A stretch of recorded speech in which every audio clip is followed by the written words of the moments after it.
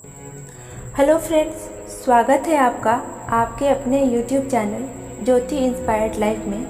तो आज के इस वीडियो में हम भाग्य का खेल दादी माँ की एक कहानी को सुनने वाले हैं। तो कहानी को सुनने से पहले अगर आप इस चैनल पर नए हैं तो मेरे इस चैनल को सब्सक्राइब कर लें, वीडियो को लाइक कर लें और बेल आइकन की घंटी को प्रेस कर लें, जिससे आप मेरी आने वाली सभी वीडियोस की नोटिफिकेशन आप सभी को मिल सके। तो चलिए कहानी को शुरू करते हैं। एक गांव में पारो नामक एक गरीब विधवा रहती थी। उसका एक पुत्र था। वह इतनी गरीब थी कि घर में 4 बर्तन भी ढंग के नहीं थे। लड़का अभी छोटा था।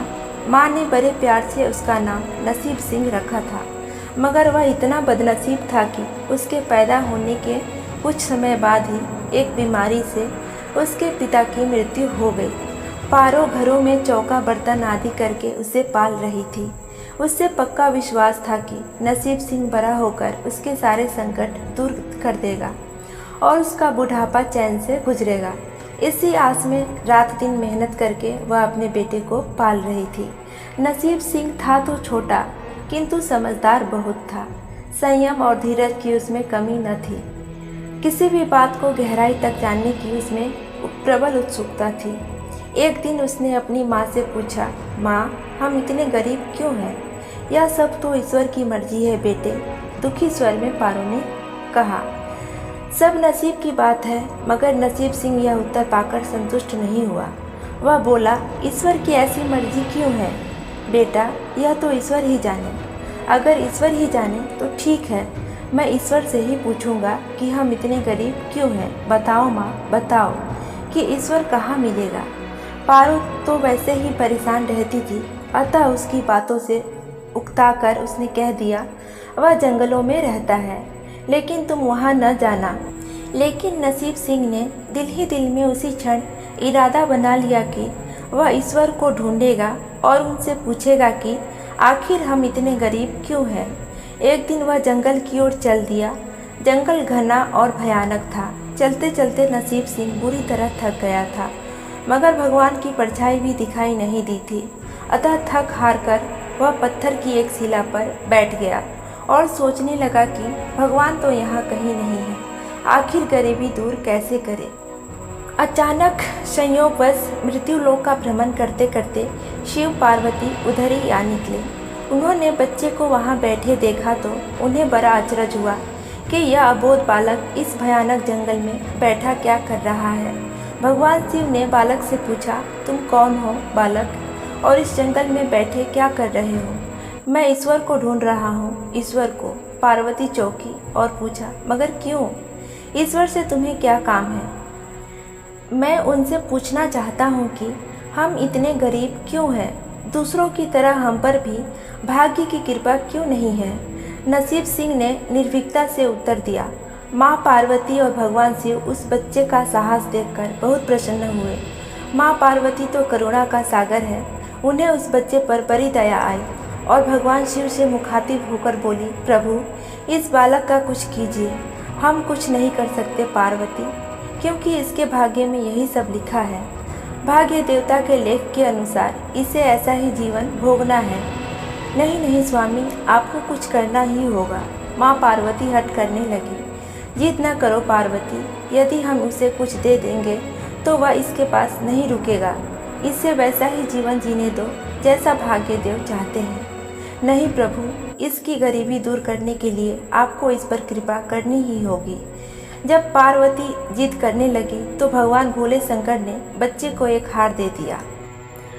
हार पाकर नसीब सिंह बहुत प्रसन्न हुआ और खुशी खुशी अपने घर को चल दिया। माँ पार्वती संतुष्ट थी कि उन्होंने एक अबोध बालक की मदद की और अब उसके दिन सुख से कटेंगे। लेकिन त्रिकालदर्शी भोले बाबा जानते थे कि यह हार उसके पास रहेगा नहीं। चलते चलते नसीब सिंह के पेट में अचानक दर्द उठा और वह शौच के लिए इधर उधर देखने लगा। उसने भगवान शिव का दिया हार पत्थर की एक शिला पर रख दिया और झाड़ियों के पीछे चला गया। किंतु तभी एक चील कहीं से उड़ती हुई आई और उस हार को उड़ाकर ले गई। अरे मेरा हार! सब कुछ भूलकर लड़का चील के पीछे भागा, मगर कब तक वह उस चील का पीछा करता। कैसे पकड़ता उसे। एक आध बार पत्थर उठाकर उसने चील को मारने की कोशिश भी की, किंतु चील अधिक ऊंचाई पर थी। कुछ ही पलों में चील उसकी नज़रों से ओझल हो गई तो वह बड़ा दुखी हुआ और रोते रोते अपने घर की ओर चल दिया। घर पहुंचकर उसने माँ को सारी बात बताई, मगर पारो को उसकी बात पर बिल्कुल भी विश्वास नहीं हुआ। हाँ, इसकी बात सुनकर वह कुछ उदास अवश्य हो गई, लेकिन नसीब सिंह माँ की उदासीनता देखकर हतोत्साहित नहीं हुआ। उसने मन ही मन सोच लिया था कि वह कल फिर वहाँ जाएगा और भगवान शिव चील को अवश्य ही दंड देंगे, पार्वती को अपनी विपदा सुनाएगा। उसका विश्वास था कि भगवान शिव उसकी मदद जरूर करेंगे। दूसरे दिन वह फिर वहाँ जा पहुँचा। भगवान शिव ने पार्वती से कहा, देखो उसके पास कल वाला हार नहीं रहा, उसे एक चील उड़ा ले गई और दूसरा हार पाने वह उस चील को दंड दिलवाने की इच्छा लिए यह लड़का आज फिर आया है। पार्वती देवी ने फिर भगवान से प्रार्थना की, भगवान आप चाहे चील को दंड दे या ना दे, किंतु इस लड़के की सहायता करके इसकी निर्धनता अवश्य दूर करें। हम अब कुछ नहीं कर सकते देवी, यदि तुम जिद करती हो तो हम ब्रह्मा से कहते हैं, वही इस बालक की कुछ सहायता करेंगे। कहकर भगवान शिव ने ब्रह्मा जी को बुलाया और सारी बात बताकर आग्रह किया कि आप भी इसकी कुछ मदद करें। तब ब्रह्मा जी ने लड़के को हीरे की एक अंगूठी दे दी। लड़के ने अंगूठी जेब में रखी और खुशी खुशी अपने घर चल दिया। उसने सोच लिया था कि अब एक पल के लिए भी अंगूठी को अपने से अलग नहीं करेगा। चलते चलते अचानक उसे प्यास लगी। वह सरोवर के किनारे पहुंचा और जैसे ही वह चुल्लू भर पानी पीने के लिए झुका, वैसे ही उसकी जेब से अंगूठी निकलकर पानी में जा गिरी और इससे पहले कि वह उसे उठाता, एक मछली उसे निगल गई। नसीब सिंह फिर रोते रोते घर आया और माँ को सारी बात बताई। बेटा, जब तक भाग्य में नहीं है तब तक कोई भी चीज़ नहीं रुकेगी।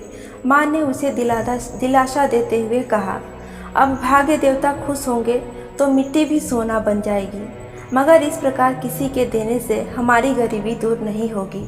उसे समझाकर माँ अपने काम में लग गई, मगर नसीब सिंह भी हार मानने वाला नहीं था। उसने मन ही मन सोच लिया था कि वह कल फिर वहाँ जाएगा। तीसरे दिन वह फिर वहाँ जा पहुँचा। शिव और पार्वती उसका यह साहस देखकर बहुत खुश हुए। शिव जी ने इस बार ब्रह्मा जी के पास जाकर बात की कि यह लड़का तो बड़ा साहसी है, इसका कुछ उद्धार किया जाना चाहिए। तब ब्रह्मा जी ने सलाह दी कि हमें भगवान श्री हरि के पास जाना चाहिए, यही इसका कोई हल बताएंगे।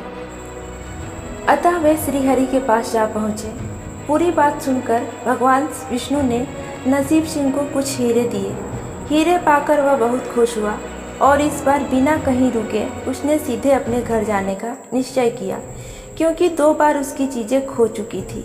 जब वह घर पहुंचा, माँ घर पर नहीं थी, अतः नसीब सिंह ने वे हीरे एक लोटे में रखकर कोने में छिपा दिए और माँ को ढूंढने निकल पड़ा। वह मन ही मन सोचने लगा कि अब माँ को किसी के घर काम करने की क्या आवश्यकता है, अब तो वह भी अमीर हो गए हैं। उधर पीछे से चोर उसके घर में घुसे और जो भी सामान हाथ लगा लेकर भाग निकले। उस सामान में वह लोटा भी था जिसमें हीरे रखे थे। जब वह अपनी माँ के साथ वापस आया तो देखा हीरे गायब हैं। इतना ही नहीं, घर का दूसरा सामान भी गायब है। अब तो उसकी माँ को बहुत गुस्सा आया। वह बोली, क्यों मुझे नई नई कहानियाँ सुनाकर पागल बनाता रहता है, सारा दिन आवारा की तरह इधर उधर भटकता रहता है और शाम को पिटाई के डर से कोई न कोई कहानी सुना देता है। माँ की डांट सुनकर लड़का रोने लगा। वह तो केवल वही जानता था कि जो भी उसने बताया था वह सत्य था। डांट खाकर लड़के की हिम्मत और बढ़ गई और अगले दिन वह फिर उसी स्थान पर जा पहुंचा। भगवान भोले शंकर सोचने लगे कि इस पर इतनी मुसीबतें पड़ी, लेकिन इसने हिम्मत नहीं हारी। इससे वह बहुत प्रसन्न हुए और भाग्य की देवी के पास जाकर बोले, यह लड़का बहुत हिम्मती, साहसी और धीरज वाला है। ऐसा व्यक्ति अभागा नहीं हो सकता, इसे कुछ दे दो। आज्ञा पाकर भाग्य की देवी ने भाग्य बहादुर को सोने का एक सिक्का दिया। सिक्का लेकर भाग्य बहादुर खुशी खुशी अपने घर को चल दिया। जब उसने घर जाकर वह सिक्का अपनी माँ को दिया तो उसकी माँ बहुत खुश हुई। अब क्योंकि उन पर भाग्य की देवी की कृपा हो गई थी, अतः सारे काम अपने आप ही शुभ शुभ होने लगे। दूसरे दिन ही एक मछली वाला उनके गांव में मछली बेचने आया तो लड़के ने वही सिक्का देकर मछली खरीद ली। उसकी माँ ने मछली का पेट चीरा तो वह अंगूठी निकली जो ब्रह्मदेव ने उसे दी थी और जो उसकी जेब से तालाब में गिर गई थी। माँ ने अंगूठी संभाल कर रख ली और नसीब सिंह से बोली, जा बेटा जंगल से थोड़ी लकड़ियाँ लेकर आ, आज घर में ईंधन बिल्कुल भी नहीं है। लड़का कुल्हाड़ी लेकर जंगल की ओर चल दिया। वहाँ जाकर जिस पेड़ पर लकड़ी काटने के लिए चढ़ा वहाँ उसी चील का घोंसला था जो उसका हार लेकर उड़ गई थी। लड़के ने देखा कि चील आसपास कहीं नहीं है। नसीब सिंह ने अपना हार उठा लिया और जो भी थोड़ी बहुत लकड़ियाँ पेड़ के नीचे पड़ी थी उसे उठाकर घर की ओर चल दिया। माँ हार पाकर बहुत खुश हुई। अब तो देखते ही देखते उनके दिन बदल गए। घर में किसी चीज़ का अभाव नहीं रहा। फिर ईश्वर की कुछ ऐसी करनी हुई कि जो चोर उनके घर से हीरे चुरा कर गए थे उन्हें सपने में महादेव ने चेतावनी दी कि जो हीरे उस लड़के के घर से चुरा कर लाए हो वो तुरंत वापस कर दो वरना तुम्हारा सर्वनाश कर दूंगा। चोर उसी दिन हीरे उसके घर पर दे गए और अपनी गलती के लिए माफ़ी भी मांगी। इस प्रकार उस अभागी का भाग्य चमक उठा। अब उसके घर में किसी चीज़ की कमी न थी और उनकी गरीबी सदा के लिए समाप्त हो गई थी। तो फ्रेंड्स, ये कहानी आपको कैसी लगी हमें कमेंट करके ज़रूर बताएं और साथ में इस वीडियो को लाइक ज़रूर करें। चैनल को सब्सक्राइब कर लें और बेल आइकन की घंटी को प्रेस कर लें जिससे मेरी आने वाली सभी वीडियोस की नोटिफिकेशन आप सभी को टाइम टू टाइम मिलती रहे। तो आज के लिए इतना ही। अगले वीडियो में फिर से मिलेंगे, तब तक के लिए गुड बाय।